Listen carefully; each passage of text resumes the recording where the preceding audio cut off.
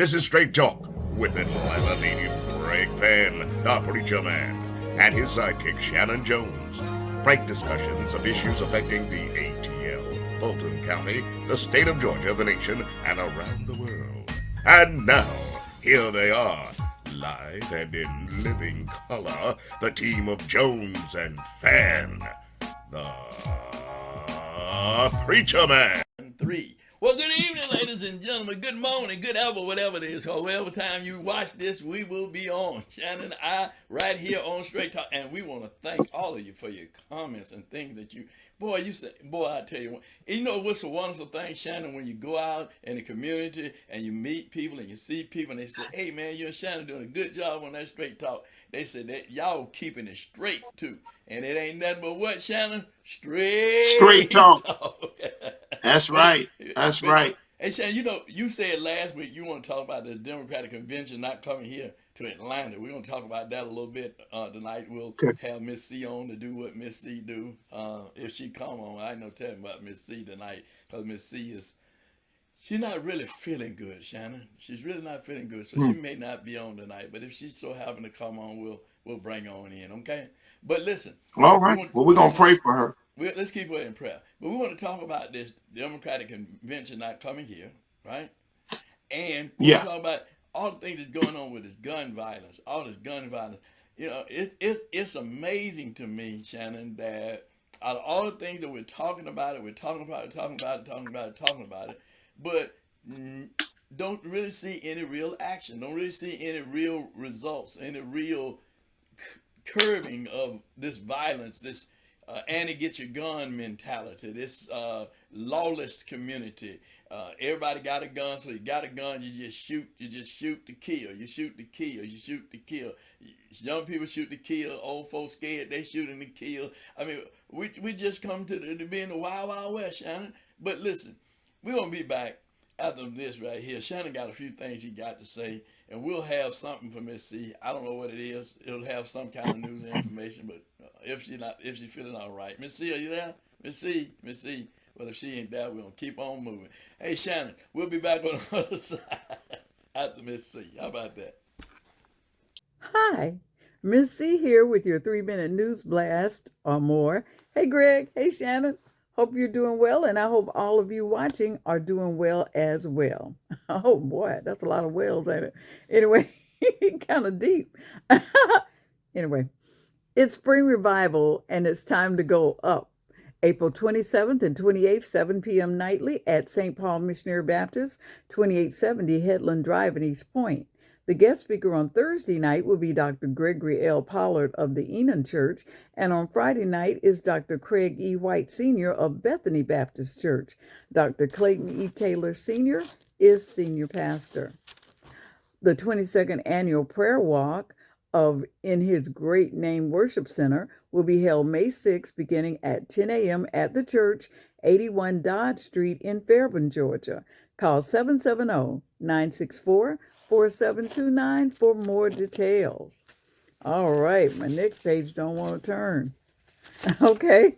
United Churches of God in Christ will hold its Holy Convocation July 17th through the 21st, 2023.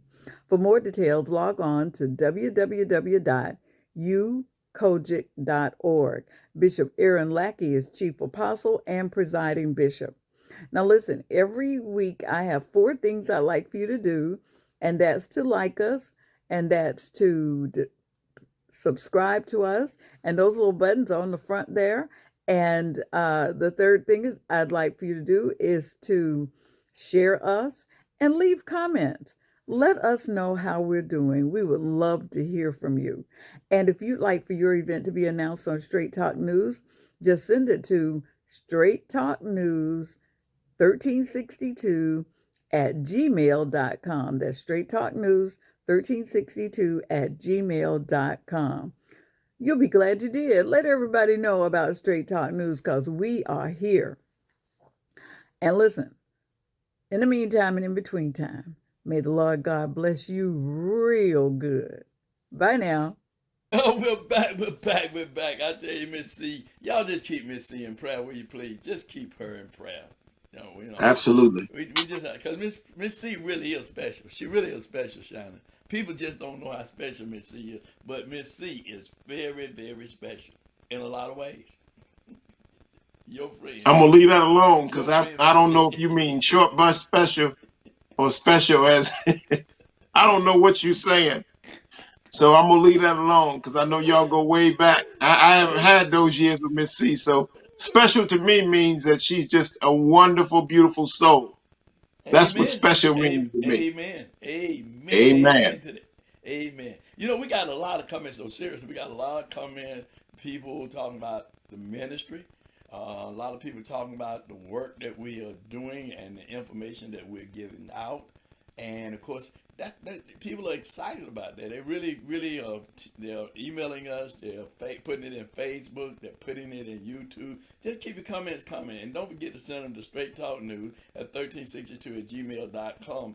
And if you'd like to be on the program, we'll get you on the program. But we're going to talk a little bit about this Gabby Gifford, as we were yesterday at a showing, and we met with Miss Gifford, who was gunned down in a park as she was a congressperson. And of course, she talks about the hurt and the impact it is on first the individual, the victim, then their family members, and then the whole of the community, and what's going on today with this gun violence. Shannon, you want to talk about what you Yeah, guys just heard this week? I wanna make sure I heard you correctly. Where did you say she was gunned down? Was she gunned down in the park at a ball game? No, no, no. That was some of the other congressional folks that were gunned down there, and that's the madness of all of this mass Right, shooting. right. She was actually gunned down at a campaign rally of Oh, that's hers, right. She was at a in campaign a rally. parking lot of a shopping mall area. Right, Yeah, right. That's right. in, Well, in that's what Arizona. I mean. Yeah, It's so many incidents you can't keep up with them. Who's you on can't. first? Oh no, Who's you on can't second? keep. Who's on third? Listen, I'm on the mass shooting index. In the we consult through Images International. I'm doing some consulting with organizations that are looking at the work that they're doing with mass shootings, and I've Mm-hmm. been brought on to look at all this data stuff that I've never even heard about. And one of the things that they're working on is just being able to chronicle the amounts of mass shootings that are happening every single day. And this week alone, in the last 7 days since you and I have known that there's been a mass shooting, Bishop, there have been no less than 10 mass shootings that have happened from Arizona to Chicago. They did report the two that were in Kentucky. There was one in Newark, New Jersey. And we don't even, I mean, we have so many of these, we don't even know about them. And a mass shooting is when, several persons are hit. Not everybody dies, but in all of these, there have been at least 4 people shot. Maybe 2 have died, or 6 people have been shot and 2 have died. And so this is happening more and more.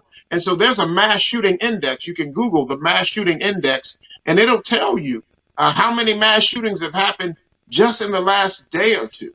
You And just say you'll that see again, Shannon. that we're Get having more of these than they're able to report.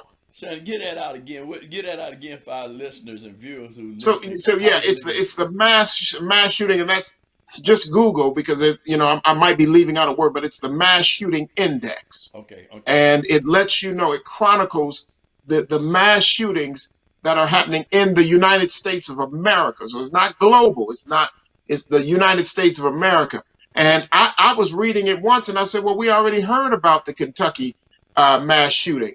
And then I cut on the news, and they said another shooting in Kentucky. And I'm like, wait a minute. So there have been 7 mass shootings that happened since, in a 2-day period that they weren't even reported on, that the police know it. And we know this happens in instances of crime too. When we say, well, one city has such high crime, well, we know, Bishop, that's reported crime.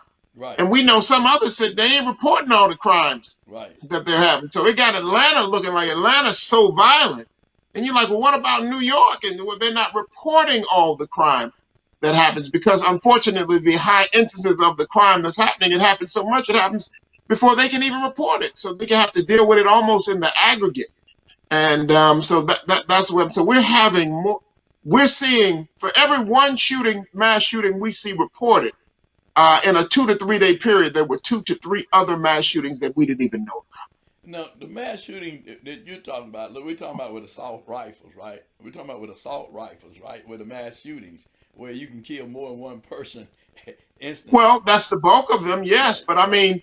I mean, if someone goes in with a Glock and shoots 10 people with a Glock, that's a mass shooting too. Okay, okay, okay. You know what I mean? So, In other words, more. It's not a 1-to-1 ratio, 1 to 2 people. This is a person that wants to shoot multiple people.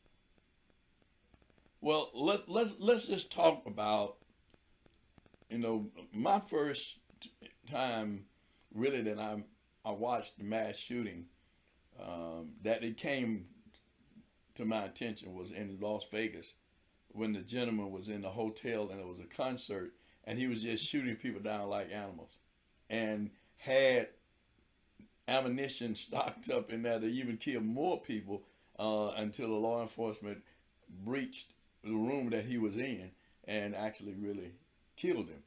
So when people talk about we don't need law enforcement and we don't need we need to do away with cops and all of that, and I'm trying to say to myself, what society do you live in where it's a lawless society? Even if we talk about the Wild Wild West, when they had the Wild Wild West, they still had sheriffs and marshals. They still had people who really police. Now someone was corrupt. Law and order. Yeah, law and order. Some was corrupt, but the reality of it is they had jails. They arrested people for creating a crime. I mean, so there were different laws as it relate to those kinds of things. But the reality is you still had somebody that was in control of the law and the order of that city, or that county, or that state. So we cannot live in a lawless society. We see that we're moving toward that when we have all this killing. When you have a kid, just knock on the door. Shannon, just knock on the door. And he gets shot in the head. This shot by knocking on the door. He gets shot on the head. Right? You have kids, and it's not a color thing. Let's deal with it. It's not a race thing. You have kids turn around in the driveway, driving away, get killed. I mean, really? Where have we come with this? Get your gun first and ask questions later. Are we that senseless about human life now that we just shoot people down like they're animals now? Really? When people care more about dogs and cats and other animals than they do human beings? We've come to that, Shannon. I'm asking the question of the viewers that are watching too. Have we actually come to that now? Really? I think I did Bible study before this, before we take tonight, and we were in Romans 8, where the word says that you were not given again unto bondage, and bondage unto fear. Um, um, and we know that fear is a spirit, and the word says that we have not been given the spirit of fear, but of power and of love and a sound mind. Um, and I would say that when you deal with the moral degradation of a society, when political figures become the messiahs, and when the news moves from Walter Cronkite to 24 hours of just rehearsing ideology, and people are being force-fed ideology. And so the time that was spent maybe in working with people, in talking to people, different people, being on jobs, being in community. If you were retired, maybe going to volunteer and to do things where you got out of the house, away from 24-hour news, and you were dealing with people. We're in a time now where the news almost has taken the role of the pastor, and it's preaching the ideology of these political officials and political stances. And so people are becoming more political than they are spiritual. And when you become more political than you are spiritual, then the political game, you and I have dealt in politics, you and I have dealt in government, in organizing people, in strategic communications. And we know that in communications, when someone is trying to win a position, they will do whatever they can to try to characterize their opponent.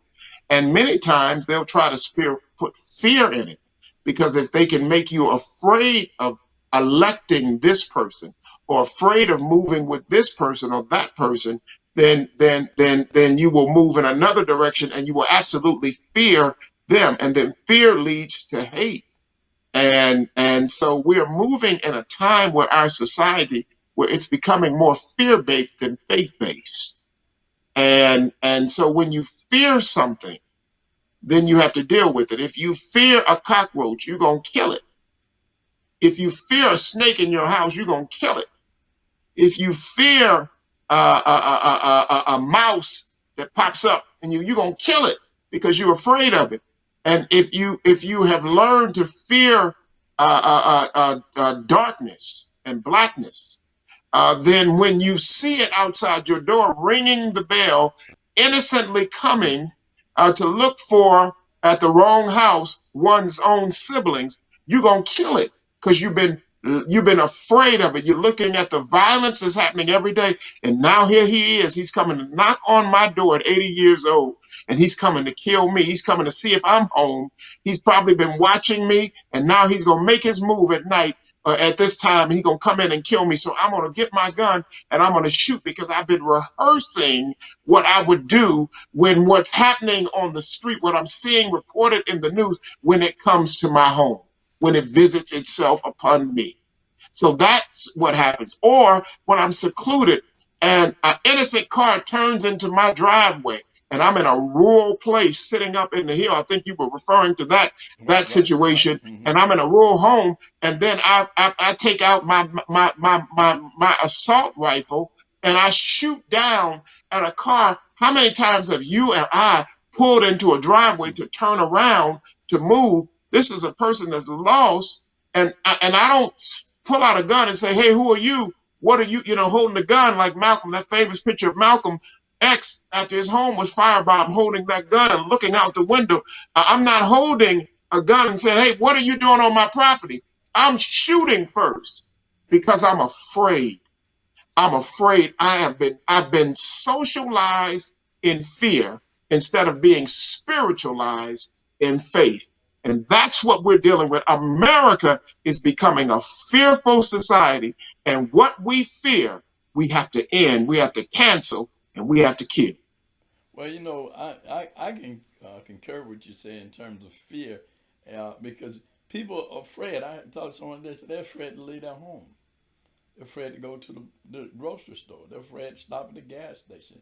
I mean, we're living in a time of fear, as you said, because the heart of man has waxed cold, right? Because we don't care about our fellow man. We only care about ourselves. We're selfish, self-serving, all about us people. And one point that you made, and I want to move to this political stuff. When you talk about political stuff, one thing that we have done is we have allowed ourselves to be so politicized by individuals who are elected officials, from the president all the way down to the city council people and the commissioners and the state house people and the governor and the U.S. senators and the U.S. Congress people and all these people, and we have gotten caught up in these individuals and not into their real commitment and dedication to serving God's people, right? We know, and you know, and maybe you don't know as well as most presidents had a spiritual leader. They sought during the life of Billy Graham was Billy Graham for many of them, right? They had Yes, spiritual sir. leaders. How many presidents you know now have said in recent years that had a spiritual leader that was their spiritual advisor, that kept them Yeah. on that straight and narrow in terms of the fear of God and the love of people, right? Yeah. So what we have is now people are worshiping things and individuals more than God. So God is left out the equation. And people say, well, you're just old. Well, the Bible said thou shalt not kill. Well, you go around and kill, and you say, well, you give a life, you got to take a life. I mean, all of these scenarios that people come up with. But the reality of it is think first before you act. Think first before you act. And people are just acting. They're not thinking. They're not thinking how they're hurting, as Ms. Gifford said, how they're hurting the victim. They're not thinking about how they're impacting the victim's family members. They're not thinking about how they're impacting the whole community. Look at our kids. They're wilding out. They're just wilding out in school. I mean, they getting guns. I mean, they shooting. I mean, it's great. And my wife and I, we were talking about that today, and we were talking about when they said, took out discipline out of the home, where the parent really couldn't discipline the home, and that, you can't spank your kids, you can't do it, and the kids have more control over the parents than the parents have over the kids, right? And I was listening Yeah. to them saying in Henry County on the news where they were superintendent, the city council person down there was saying is the parents got to take control. The parents got to take back control of their home. They got to take back control of their children. They got to take back control because a lot of this is But lack they of can't do parental that. They control. can't do that when government they can't do that when government comes in as the third parent, and it doesn't want to feed or do anything. It's just there to say you can't discipline and what you can and cannot do, as though the bulk of people abuse their children. Now there are abusers out there, Right, they are. but I think if the government would stop interfering so much in the family, then we perhaps could get the family back together. And I thought about Coach Miller when you were talking about the guns and Right, the schools and just the children run amok, who we worked with very closely. right. And look what the government did to him. Yeah, Look what the governing board of the schools, look what they did to him. yeah. Here is a prize, a father, a coach, a product of the school that he returns back to that school, becomes a coach and makes his way all the way up to athletic director.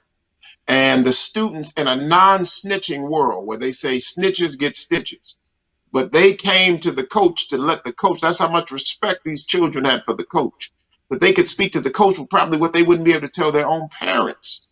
They were able to tell the coach something, and then he didn't move in fear, but he went, and over the course of a couple of days or a few days, he took many He did. guns He did. off of students He did. with guns in a public school where there possibly would have been a mass shooting at Tri-Cities. Would have been. And a student who they took a gun off attacks him, and he defends himself as he should have done. Should have put her over his knee and spanked her the way the principal used to do when I was, the way he used to do it, Kathleen Mitchell with Principal Deadweiler, where they take you in a room and put you over the principal's knee. This man ain't your uncle, your aunt, your cousin, or nobody. Put me over his knee and tore my behind up. And And your and and your and pa- then and your called and spent my parents and told me what he did right, and your parents in didn't a object public to it. school system. Yeah, but your parents In didn't a object public to it. Your pa- object to it. Object to it. The fact that they got a report that their son had to be spanked by a stranger. Can I tell you? I can't. We on air. I can't tell you what I got when I got home because ain't no statute of limitation on half this stuff. But I turned out I'm a preacher preaching the gospel now. I'm a father and a community leader and a brother and a son. And I turned out just what I needed the correction that I got it because it taught me consequences. And if I could hurt, if the pain of my daddy's belt hit me in a way to remind me that the pain of a police officer's baton or stun gun or bullet would be 10 times worse than daddy's belt. And that baton and that bullet doesn't come from someone that loves me. and doesn't try to correct me. So it was necessary.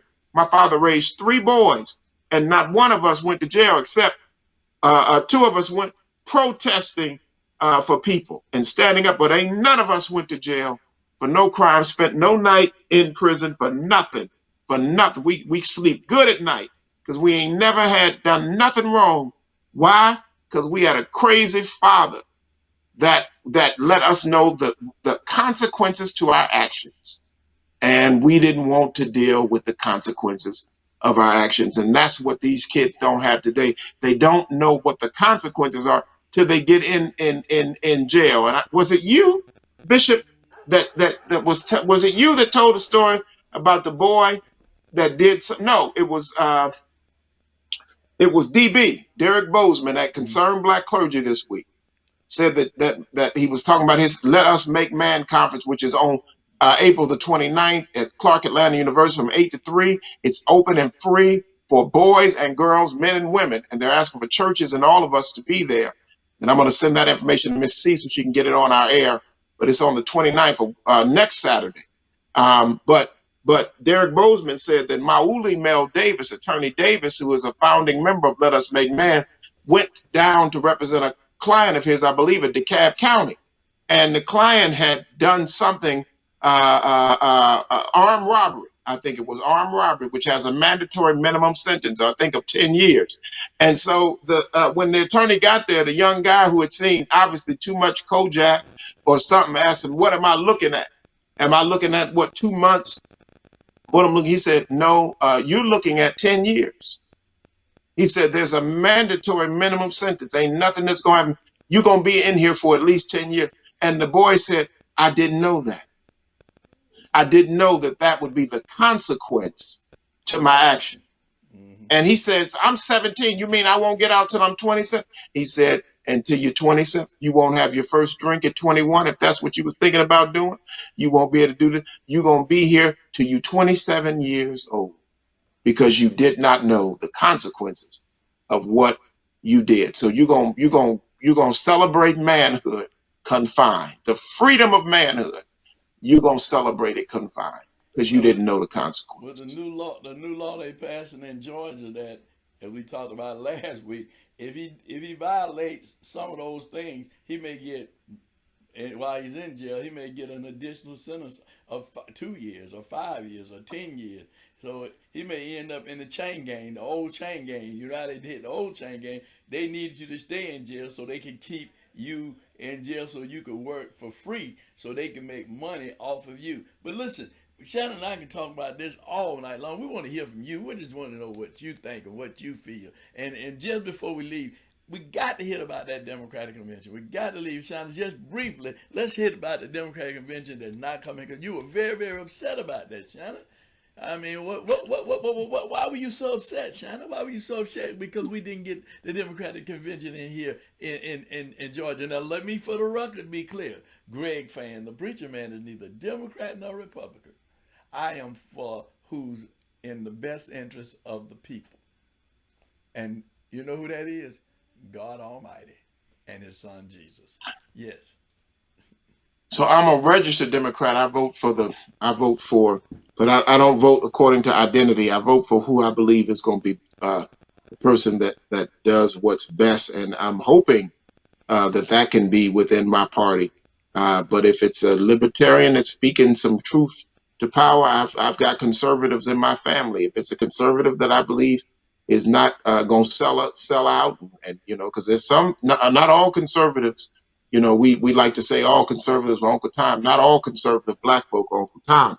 Elijah Muhammad was a conservative. Daddy King was a conservative. So you got some pretty down conservatives that care about. Is Jim Scott a conservative? Yeah, that's another example. So you had Elijah Muhammad as a conservative on one side. You saw what he built in terms of building his organization, the Nation of Islam, and then you had Tim Scott. So you ain't every, but Elijah Muhammad, you would have no Malcolm X, right, or a Farrakhan or anyone like that without an Elijah Muhammad. You wouldn't have had a 1 Million Man March without an Elijah Muhammad. Tim Scott, I don't know. Don't even I'm say. not Don't going. just leave it right there. Just leave it on the I'm table, gonna leave okay? that alone. I'm gonna leave that alone and say I don't know. I don't know. We probably wouldn't have had a lot of stuff if it wasn't for him.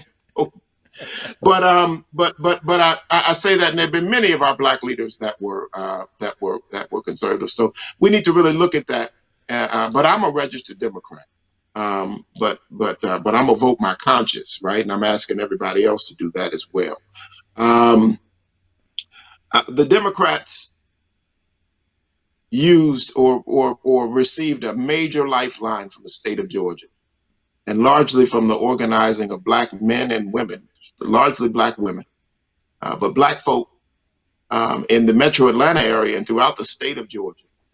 Um, when somebody was looking for 11,780 votes, it was black Democrats that really rallied and connected, and it was the candidates that the Democratic Party put forward that was juxtaposed against some of the madness of what we saw with Trumpism, and so many of them crossed over and didn't support. So in 2020 and in 2022, I would argue that Georgia saved the nation from much of the madness that we had seen, and someone will say, well, I don't know if it saved it, but it certainly began to quell some of the madness that we saw on January the 6th. And we see now with the Dominion Systems lawsuit, and Fox News, and how Fox News has now had to double down on their position. And I guess it's finally proven that Joe Biden was officially the president of the United States, even though Donald Trump did not come to the inauguration. And there are people who believe that Donald Trump is still the legitimate president of the United States Well, let's of talk about the America, and that Joe Democratic Biden. convention. Let's talk about the convention and why you were so upset the convention wasn't coming. You've So gone through a I say, litany of stuff. I'm saying all that to say, just to remind people of the investment that went into and the craziness that was happening in this country, and what Georgia delivered. And I think that we deserved to have the Democratic convention come to Georgia, because I think Georgia really saved this nation. I really do. And with Ossoff and with Warnock, and with what we were able to do in terms of getting Joe Biden elected. So I think it was a slap in the face. Now, they say that there's a wall that is being built in the Midwest of governors and whatnot, and so that they need to do that. But I think all of that was hogwash. I think Governor Pritzker, who's a billionaire, the governor of Illinois, reached in his pocket and wrote a check for $80 million and said, I'll cover all this. And Joe Biden and others didn't have to fundraise to be able to bring the convention here. But I think that the convention should have been in Georgia.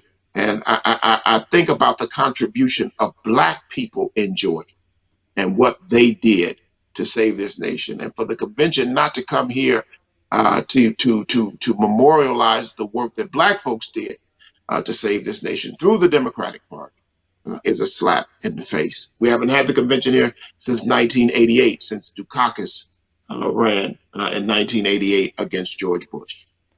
Well, there you have it. There you have Shannon's opinion about why he was so passionate about the Democratic Party not holding its national convention here in Atlanta, Georgia. Well, ladies and gentlemen, this ain't been nothing but Straight Talk with your two great friend, the preacher man, and Papa over there. Big Papa with a 7-week-old baby, and he's still smiling. 7 weeks. Huh? 8 weeks tomorrow. Oh, 8 weeks tomorrow. Okay, and he's still 8 weeks smiling. tomorrow. And he's still smiling. Big Papa still Yes, smiling. sir. Changing diapers, fixing formula and bottles. He's still smiling. Missing sleep and everything, man. He's still smiling. Ladies and gentlemen, don't forget, if you want to be a guest right here on Straight Talk, all you got to do is go to Straight Talk News. That's Straight Talk News at gmail.com. That's Straight Talk News at gmail 1362 at gmail.com. Right? And we'll see you right here next week, right here on Straight Talk. This ain't been nothing but what? Straight Talk. Talk. Want to be a guest on Straight Talk? Email Craig Fann at FANN922 at Comcast.net or call 404-308-0795. Join us again for another episode of Straight Talk with Shanan Jones and Greg Fann, the Preacher Man.